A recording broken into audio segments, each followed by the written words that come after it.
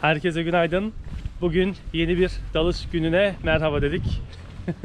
Merhaba poğaçacı. Merhaba poğaçacı.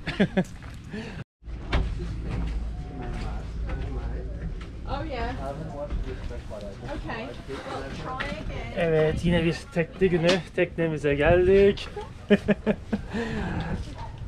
Heyecanlıyım. Heyecanlı olmaz mı ya? Çok eğlenceli. Şimdi Zeynep gerekli formları dolduruyor. Covid-19 formu doldurtuyorlar. Evet, Covid-19 formu zorunlu dalış esnasında bunları dolduruyor.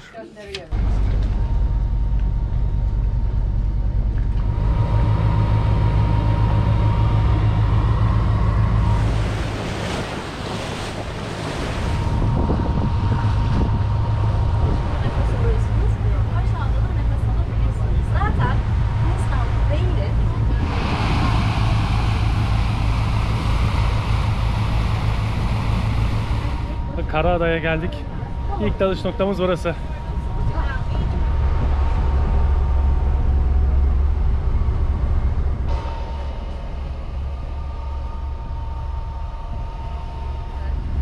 Usta eğitmenimiz Bilge Hanım. Bilge Hanım yanımızda. Şu an tekneyi bağlamaya çalışmakla meşgul eğitmenin yan işleri. Can abi değil mi o ya? Evet, Can Palak'ta. Önce ben de alacağım. Aynen. Burada hazırlıklar sürüyor. Bilge hocayla da alacağız. Uzman hocamız. İlk sertifikalılar doluyor. Evet. Daha sonra Zeynep de alacak. Ondan sonra ben bir daha da alacağım. Heyecanla bekliyoruz. Özlemişim ya, bakalım bu koyları, Bodrum'un denizlerini. Göreceğiz bakalım. Tabii daha önce de çok daldım buralarda ama böyle kaydetme imkanım hiç olmamıştı. Şimdi kaydedip sizlerle de paylaşma imkanı buluyorum. Hayır. Benim en çok zorlandığım kısım giyinmek. Tabii elbiseler biraz dar olduğu için.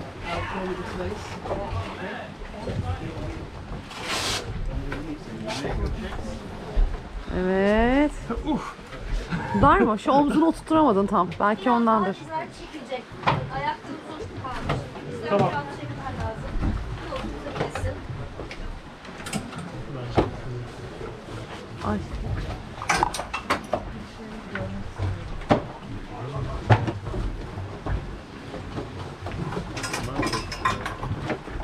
Evet, Can hocamız.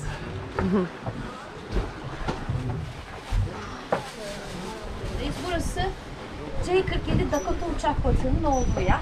Uçak batığı 10 yıldan beri falan bu koyda.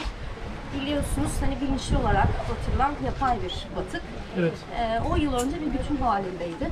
Ama ne yazık ki geçtiğimiz 10 yıl içerisinde hem deniz şartları hem de üzerine çapa atan sevgili balıkçı kardeşlerimiz sayesinde uçak artık 4 parçalaydı.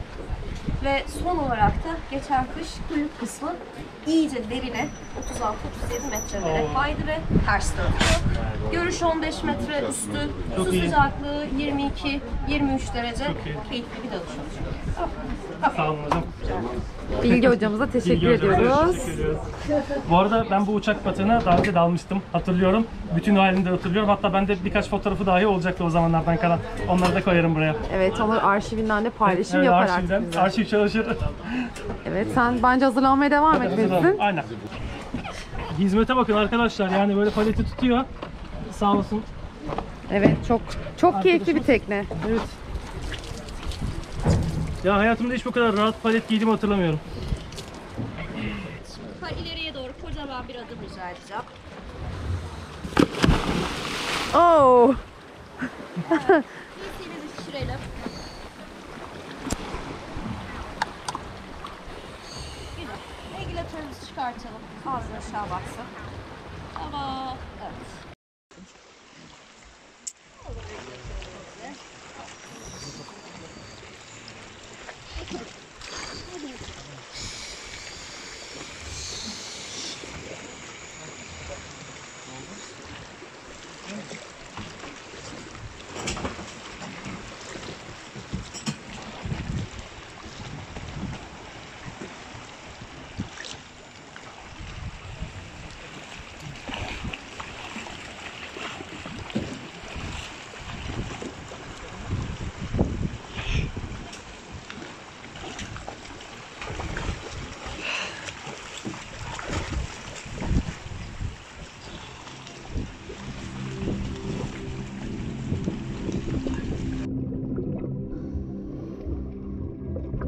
Bilgi Hoca liderliğinde dalışıma başladım. Şimdi önümüzde Ege'nin keşfedilecek mavilikleri uzanıyor. Gizemli ve güzel mavilikler. Deniz canlılarını pek iyi tanımıyorum. Gördüğünüz balıkları ve diğer deniz canlılarını yorum bölümünde paylaşırsanız hem benim hem de okuyan diğer izleyicilerimizin öğrenmesinde katkıda bulunabilirsiniz.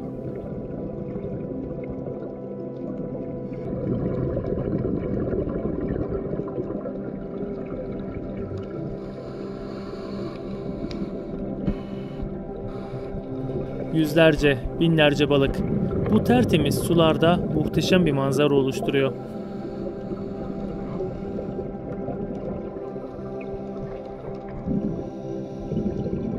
Bir deniz kurdu. Derine indikçe kulaklarımı eşitliyorum. Ve bir çömlek parçası.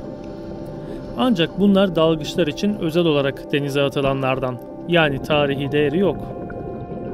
Nihayet uçak batığı uzaktan kendisini gösterdi.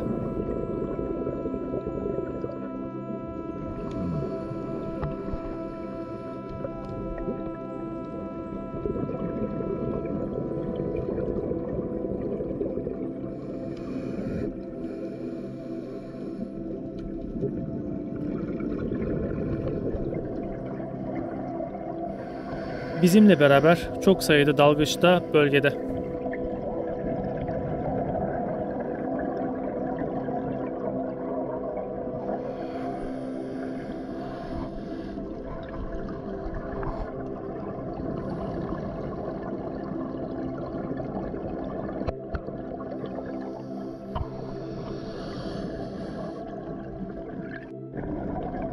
Şimdi batığa biraz daha yakından bakma vakti geldi.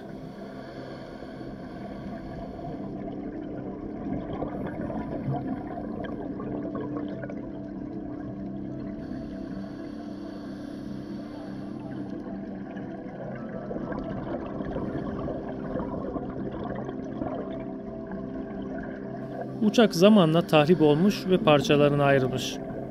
Bundan yaklaşık 10 sene önce bu batığa daldığımda uçağı iki parça halde görmüştüm. Şimdi ise uçağın kafası bir yerde, motorları bir yerde, kanadı parçalanmış, kuyruğuysa bambaşka bir yerde.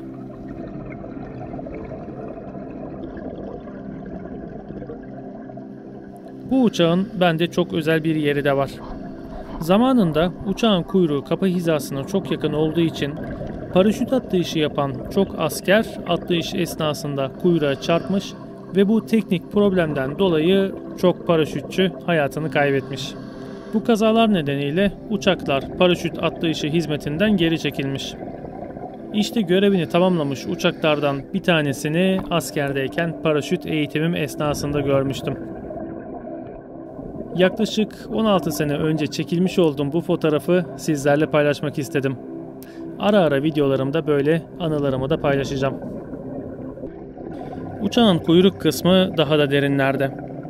Ancak o derinliklere ben inemiyorum. Çünkü benim sertifikam bu derinlikler için yeterli değil. Üzerinden geçip gidiyoruz. Bilgi Hoca'nın peşinden onu takip ediyorum. Uzun dikenli deniz kestaneleri, dokunmak istemeyeceğiniz türlerden.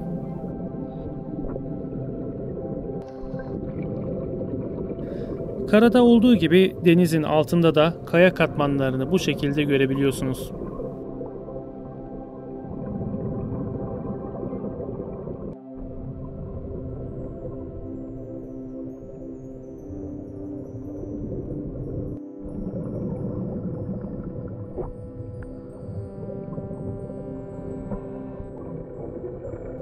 Teknemize ve sahile yaklaştıkça balık yoğunluğu artıyor.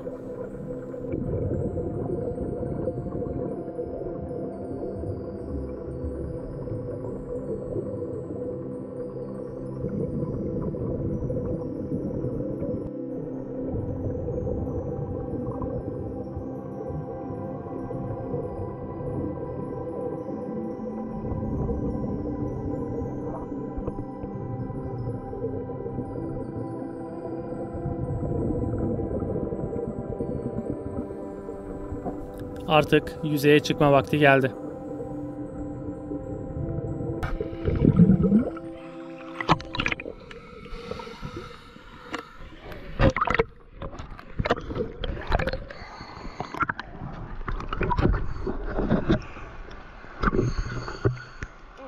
Evet. Hiç beklemiyordum. Ya. Niye? Ha ben Orfos sandım onu. Yok, Ha. Şahı orada gördüm.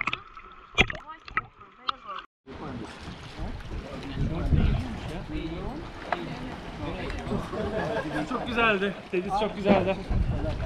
Bize artık şort iyi geçti. Geliyor. Ağırlık var. Ağırlıkta da çıkabilirsin, verebilirsin. Ha, çıkayım o zaman. Fark etmez.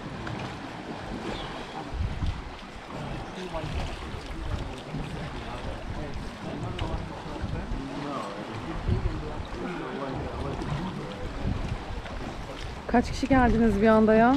Aşağısı cümbüş gibi. Diğer dalış tekneleri de var. Böyle aşağısı. Sayısız dalgıç var ya. Acayip. Kapatıyorum onu. Yani Ege'nin güzellikleri böyle. Dalış videolarımız devam edecek. Çünkü bugün bir defa daha ben dalış yapacağım. Bir defa Zeynep dalış yapacak. Dalış videolarımız devam edecek. Yani bizi takip etmeye devam edin. Kanalımıza abone olarak yeni videolarımızdan haberdar olabilirsiniz. Bir de tabii ki de artık katıl tuşumuz var. Katıl tuşuna basarak bize destek olmanızı da her zaman bekliyoruz tabii ki de. Görüşmek üzere.